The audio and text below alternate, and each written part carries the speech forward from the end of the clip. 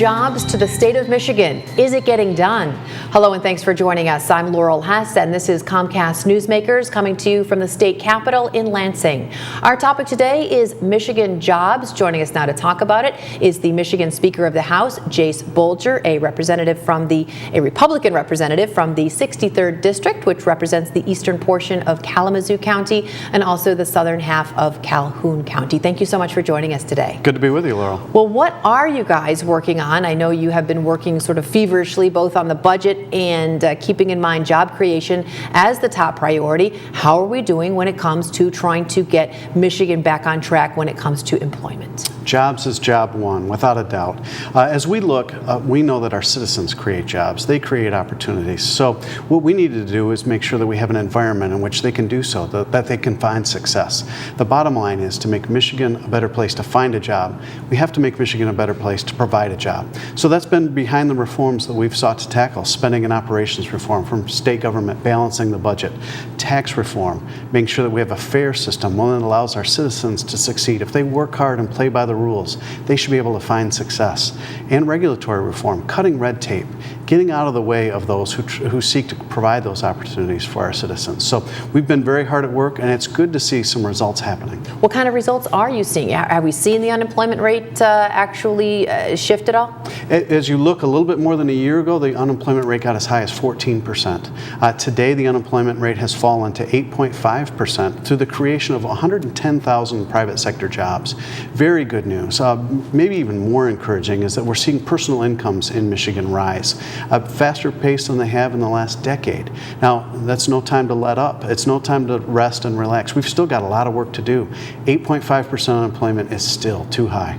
So what are the biggest challenges, biggest hurdles, sort of top priorities we need to tackle now this year, now that we're kind of on a roll and we've got a good start behind us? I think we have to continue the work that we started last year. As you looked last year, about $1.5 billion was the size of our state deficit that had been out there.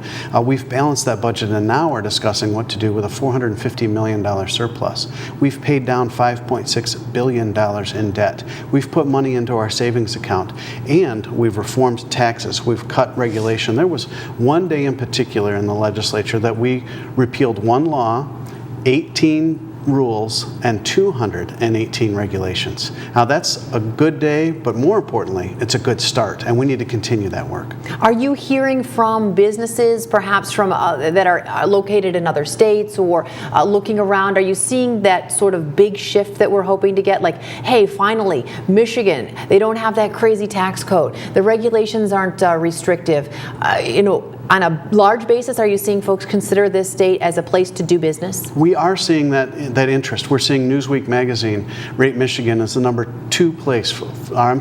one place in job outlook for treatment of small businesses. We're seeing Bloomberg rate Michigan as number 2 fastest to come out of the recovery.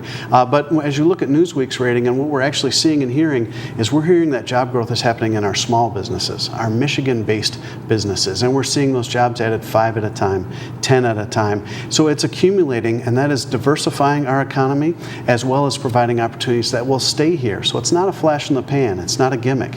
It's that sustained growth that we want to see to be sure that our citizens can realize those opportunities. And we talked a little bit about budget and that deadline's coming up, and I know you guys are going to meet it this year, and it's kind of nice. It has to be kind of nice, not trying to figure out what to do with a huge deficit, but being able to work with what are we going to do with a little bit of an extra surplus. We have to make sure that we remember that every dollar we spend is not the state's dollar, it's our taxpayer dollar. They worked hard to earn that money first. So we have to be sure that we're making government more efficient. That has been much of what we've been doing. Make sure that we rein in our own expenses. Make sure that we put caps on government employee health care. Make sure that we reform our welfare system. So we have a term limit on welfare, 4 years. Making sure that lottery winners cannot collect food stamps. Things that were happening in Michigan that I think were abusing taxpayer dollars. We have to continue that work, make sure that we get it done, and make sure that we deliver results. All right. Thank you so much for joining us today. Thank you. Today's Comcast Newsmaker was Michigan Speaker of the House, Jase Bolger.